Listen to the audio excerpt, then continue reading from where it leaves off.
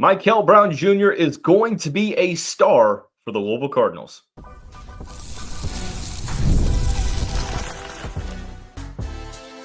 You are Locked On Louisville, your daily podcast on the Louisville Cardinals. Part of the Locked On Podcast Network, your team every day. Card Nation, what's going on, everyone? Welcome in to this Monday edition of the Locked On Louisville podcast. I'm your host, Dalton Pence. This is my fifth year covering the University of Louisville, third year hosting this show, and I want to take the time to personally thank you all for making us your first listen of the day. Just a reminder, the Locked On Louisville podcast is free and available on all streaming services, 5 days a week, your team every day. Now, this episode is brought to you by Monarch Money. Take control of your finances with Monarch Money. Use the code LOCKEDONCollege at monarchmoney.com. for 50% off of your first year. We've been able to watch Mikel Brown Jr. compete in various camps over the past couple of weeks, McDonald's All-American and Nike Hoop Summit. He has been extremely impressive, confirming that he is one of the best players in the country. And I'm going to explain why I believe he's going to be a star for the Louisville Cardinals, while also identifying the things that I was most impressed with from his game over the past couple of weeks. We'll also recap the spring football game from this past Friday, deliver our notable takeaways, and really go in depth on what we saw from the offense in the second segment and the defense in the third segment. So getting back to some football talk that we haven't had in a while, but we're going to start out in the basketball recruiting realm.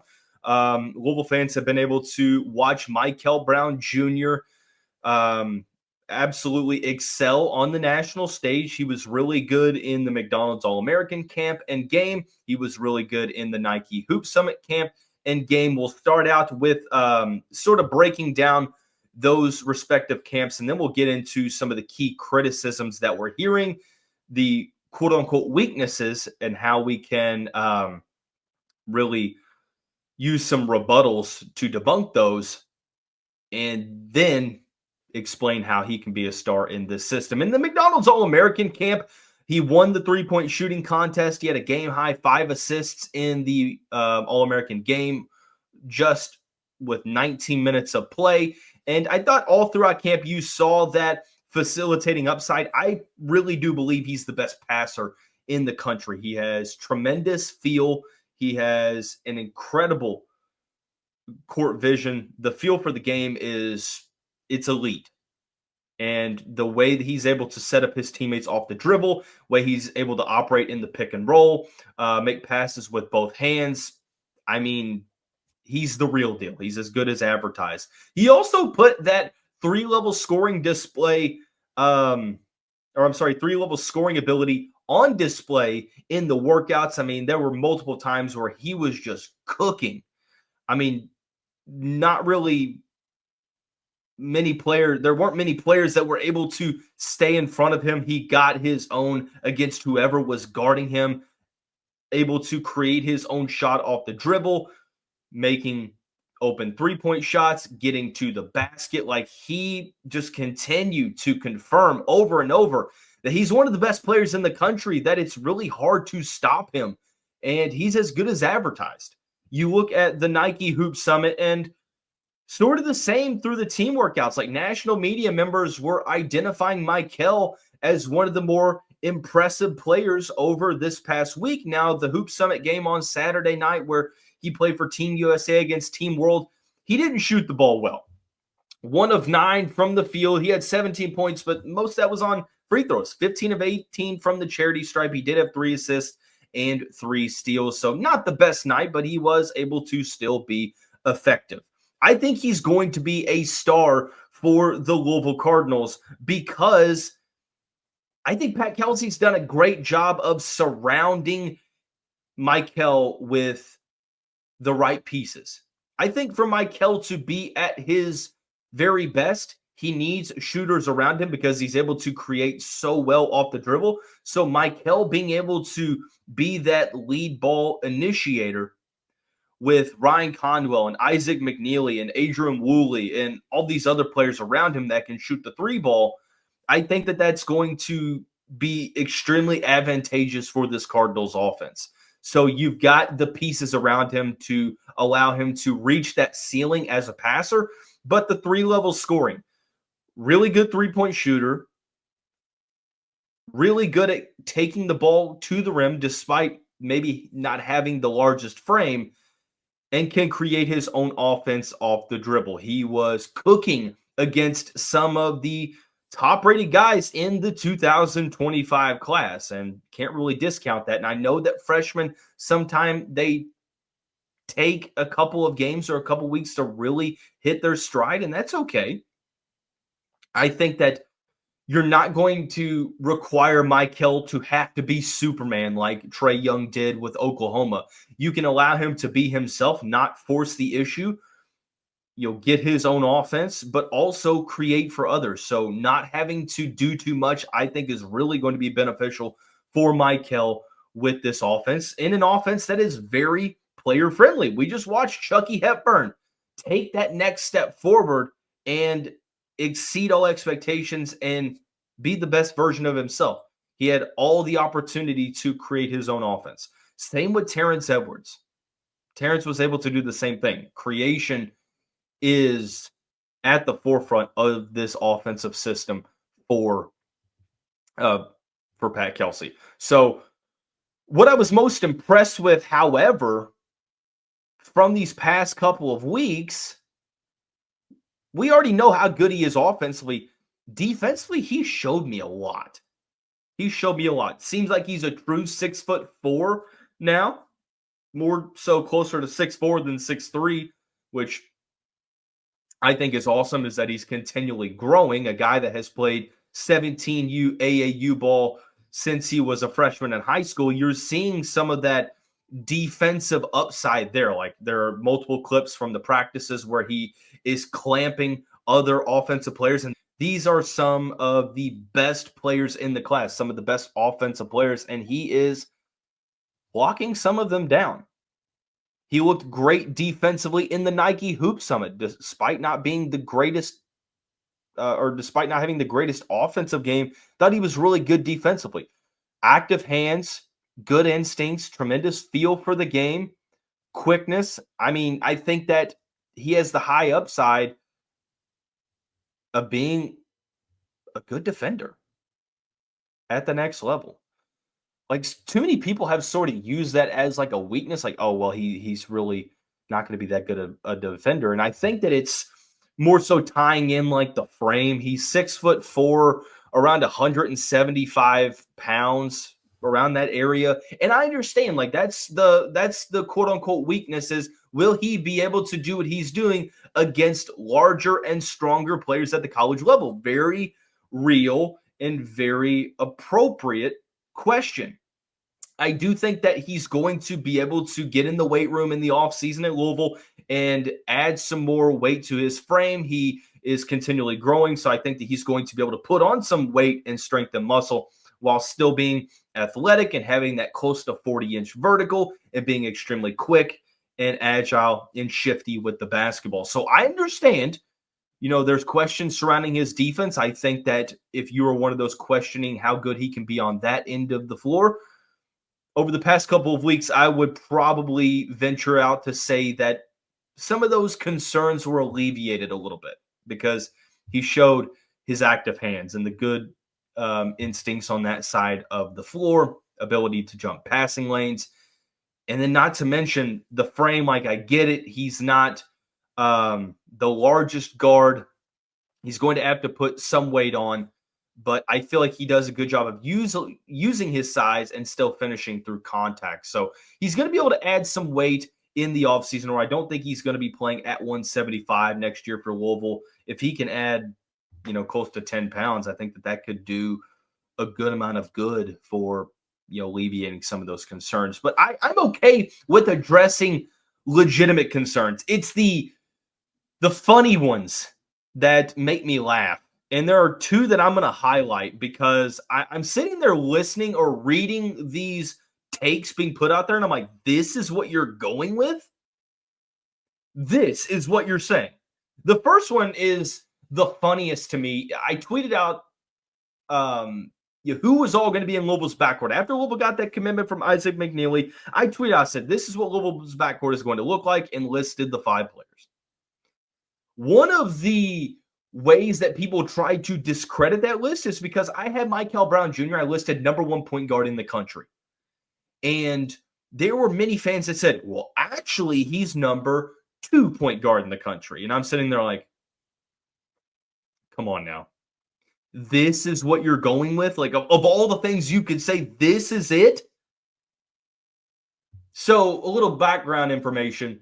According to Rivals and I think it's On3, Mikel's number 1 point guard in the country.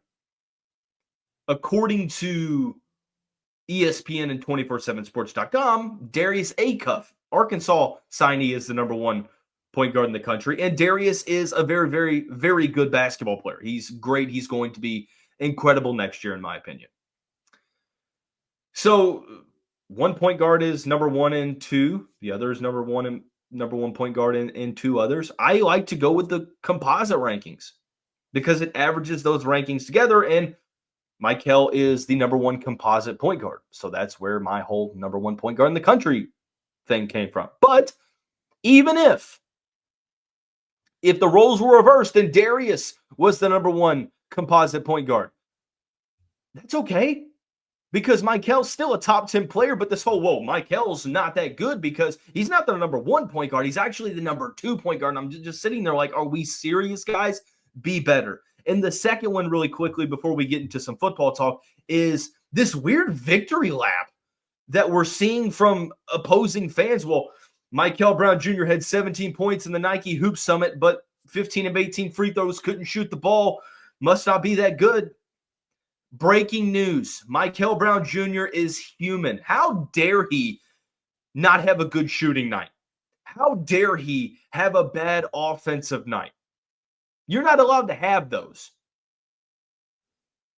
Forget what he was able to do all throughout his career, averaging 24 points a game on the AAU circuit this past year as a junior with incredibly good shooting numbers and other good numbers as well. Never mind the fact that he has looked great in workouts and stuff like that and in other games throughout his college career.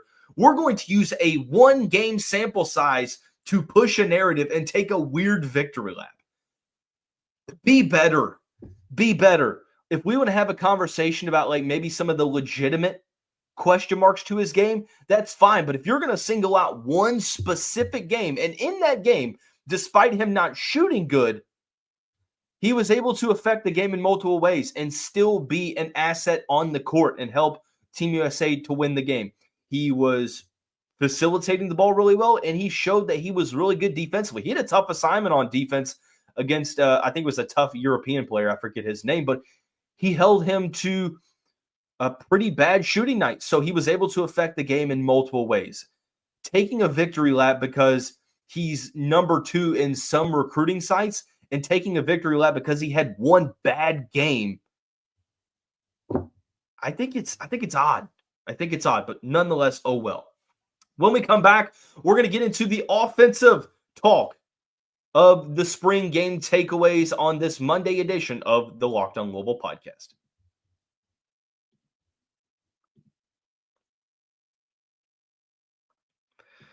But first, I want to tell you about our friends over at Monarch Money. If you're checking your bank account and wondering where all your money went, like myself, between dining out, online shopping, whatever it may be, it's easy to lose track. I understand, but that's where Monarch Money comes into play. It's your personal CFO giving you full visibility and control over your finances. Monarch Money isn't just a budgeting app. It's a complete financial command center where you can track all your accounts, investments, and spending in one place. So you just stop managing your money and start building your wealth. Managing money with a partner is smoother than ever now because you can track shared and personal accounts, set goals, and stay on the same page without the stress. Take control of your finances with Monarch Money. Use the code LOCKEDONCollege at monarchmoney.com for 50% off your first year. That's monarchmoney.com with the code LOCKEDONCollege for half off of your first year.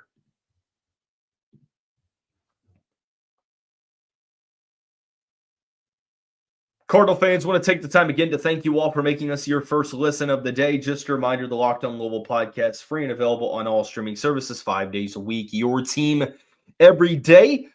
Louisville football had their annual spring game on Friday evening. It was sort of a chilly afternoon/evening at Cardinal Stadium. The offense took a little bit of time to get going, but they ended up winning 32-24 over the defense in the spring game. A couple of notable things. A lot of eyes were on Miller Moss. He had a couple of throws that he probably wanted back. His interception that he had was more so on the receiver than it was him, but he ended the day 18 of 26, 208 yards, a touchdown, and an interception. I thought he had to deal with some lackluster offensive line play in this game. The front seven of the defense looked really, really good, but Moss made some good throws. He had a touchdown throw on a go route to Colin Lacey, where he kind of threw back shoulder in the end zone for a good connection for the touchdown, but thought he was showing good instincts and footwork. That internal clock that he utilizes to make decisions was really sped up, and I thought he made good decisions for the most part. Had a couple throws he probably wanted back, but it's April. You can't take a ton of substance away from a spring game because these guys haven't been working with each other all that much in the grand scheme. Guys have gone through injuries, and this isn't even going to be the final roster. Like, the football portal opens up this week. We'll talk about it coming up over the next couple of episodes. So I thought that Miller Moss looked good mechanically and showed exactly why Jeff Brom wanted him at Louisville. Another thing I thought was interesting is we operated all offseason thinking that Deuce Adams was going to be the backup. Well, Brady Allen ended up getting those second string reps. He and Adams didn't have the greatest performances, had some good throws, but wasn't the greatest performance from the backup quarterbacks collectively. So thought that was pretty interesting. We'll see how that looks in the offseason. Because it's two-hand touch, basically the offensive line really wasn't all that good. The running backs room, it's a deep room. Didn't see much of Isaac Brown. I thought John Maurice Wilder had a good game, 12 for, I think, 64 on the ground. Duke Watson had the play of the afternoon with a 60-yard touchdown run. The Louisville backfield is going to be incredible, and I'm extremely excited to see what that running back trio, or actually, quartet, is able to do with, Kewan Brown back too. Chris Bell didn't have the greatest day at wide receiver, had a couple of drops. One of the drops ended up, I think, an interception. He had a fumble on an end around. Just not a great performance from him. I thought Colin Lacey had some good plays. Antonio Meeks looked like wide receiver 3 on Friday. He had a couple of good plays. And then you had guys like JoJo Stone, TJ McWilliams, Jaden King, and Chris Hughes make some plays. But I would imagine that wide receiver 3 is a position that Louisville tries to fill in the portal, along with some other spots, along with potentially tight end. I liked what I saw from Jaleel Skinner. Entered the portal and rescinded his name. He caught did he catch it? I think he caught a touchdown. Just utilizing that athleticism and the size that he has, I think he's going to fill into that sort of H-back role.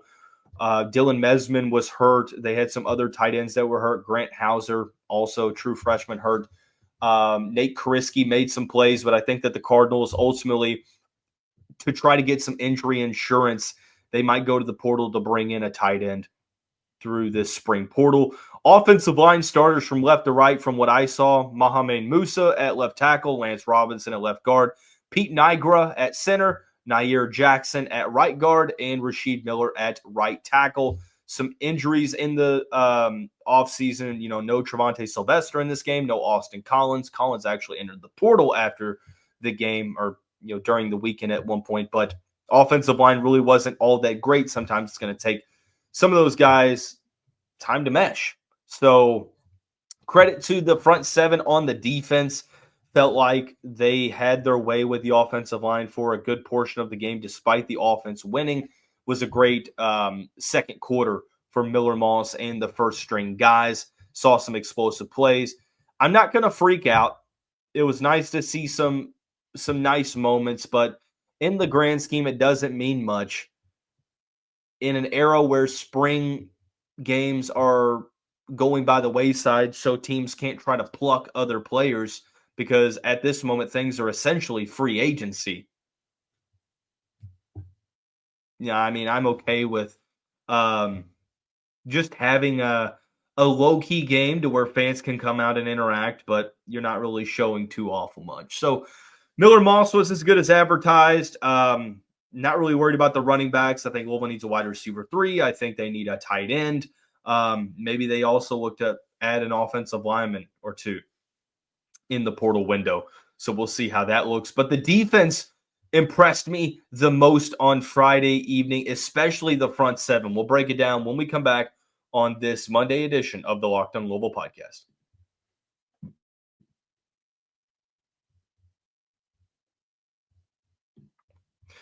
At this time, I want to take the time to tell you about our friends over at Supply House. Get the supplies you need from the site made for the skilled trades. Supply House, whether you're in plumbing, HVAC, or electrical work, Supply House is the reliable way to order products online. Their easy-to-use website is packed with helpful resources and the latest product info to help you get the job done right.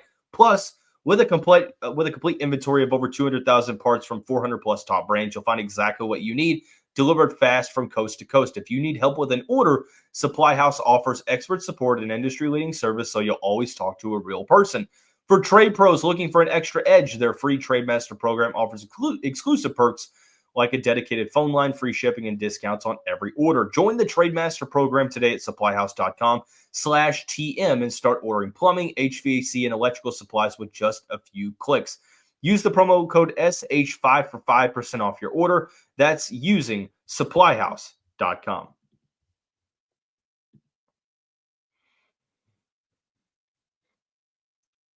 Card Nation, throughout the week, we're going to sort of keep our ear to the ground with the spring portal window opening for football. Things can get pretty hectic. We'll see if anybody enters outside of Austin Collins, which we will discuss that loss coming up this week on the show. We'll discuss what the main needs are in the portal window and much more. And then if we get any basketball news, we will, of course, discuss that as well. But going over to the defensive side of the discussion for the spring game, the defense might have lost 32-24, but I was more impressed with the defense, especially the front 7. Adonijah Green and Wesley Bailey, the Rutgers transfer, were the starting edges, replacing Ashton Gelati and others. And I was extremely intrigued to see how that was going to look. Adonijah Green had multiple sacks. Micah Carter, I think, had a sack. CJ May, and then maybe Selah Brown or Darius Thomas, one of those two. But I felt like the front 7 was really solid, especially Adonijah Green. Has all the talent. It's just a matter of now getting the opportunity with Ashton Gelati gone and some of those other guys transferring. No Stanquan Clark. He's dealing with a little bit of a minor injury in spring practice. I'm told that this is not going to sideline him much heading into the remainder of the offseason. So hopefully nothing that's going to be an issue there from what I'm told. But he did not play in the spring game. So we got to see Caleb Perry, TJ Quinn, and TJ Capers. They look pretty solid throughout the game, especially defending the run. Thought TJ Capers had a big-time play in that first half. And I'm excited to see what the linebacking core is going to be able to do. Renee Conga was also pretty good on the interior. You had Jordan Gerard. Didn't hear his name much, but the front 7 was just explosive. Living in the Cardinals' backfield, sped up the quarterbacks a ton for some, uncomfortable decisions, and not much more you can ask for in that regard. I think the biggest surprise for me was the secondary. With the players that they lost, they brought in some mid-major players and some freshmen to be able to sort of, turn the page for the secondary. And it was a secondary that struggled at points last season. And throughout this offseason, after the portal closed in the winter, it was the spot that if you ask people, what does Louisville need to address in the spring? Secondary. That's the main answer. It's my main answer. It's going to be my main answer when we talk coming up shortly. But Rodney Johnson Jr., the transfer from Southern, who has been one of the best cornerbacks over the course of spring ball, I thought he was really good on Friday evening. Use that size and that athleticism. I think he's going to be, at the moment, if you made me pick, he's probably a starter for next season. Antonio Harris, the early enrollee from Male High School. Shout out to Bulldogs, proud Bulldog alum here hosting this show. He had his name called multiple times, whether it was defending the run. He had a good pass breakup in the end zone in that first quarter. And some of the younger guys were able to step up. Jabari Mack, the Jacksonville State transfer, had his name called. Corey Gordon made some plays at safety. And it was not a bad afternoon at the office for the Cardinals secondary. Now, I do think that it is still a spot that Louisville needs to address. Whether they want to add a safety, whether they want to go with cornerback, I think adding one of each would be really just fine. I think you need to still go out and you need to get that number one. Like, if there was like a top priority, if you could throw some money around and get a CB1 for next year, and then have guys like Rodney Johnson and Jabari Mack be the secondary and tertiary options, like that would be extremely beneficial for Ron English's defense. So the front seven was great. The secondary was better than I had expected, and the special teams were good. Cooper, I think it's Rainvier. If I'm saying that wrong, I apologize, but Rainvier had a 52-yard field goal, and I thought the special teams were pretty solid. Xavier Porter, true freshman, also had a block on a punt in this game. So not really much you can truly take away from a spring game. I just wanted to see some reps from Miller Moss to see how he looked. I wanted to see what the backup quarterbacks looked like.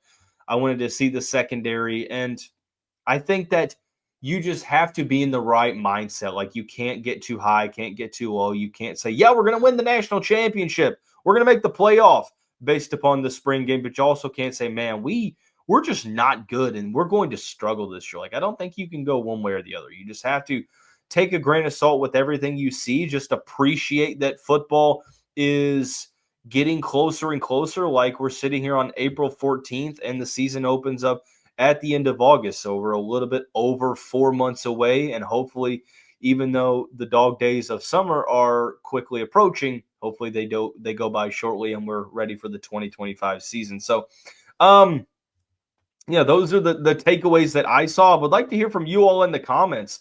Which player or group of players impressed you the most? Was there a position group that you were impressed with? Which do you feel like needs to get better? What position do you think Jeff Brom and company need to prioritize in the spring portal window? We will cover the spring portal discussion all throughout this week as we get closer and closer to the end of April.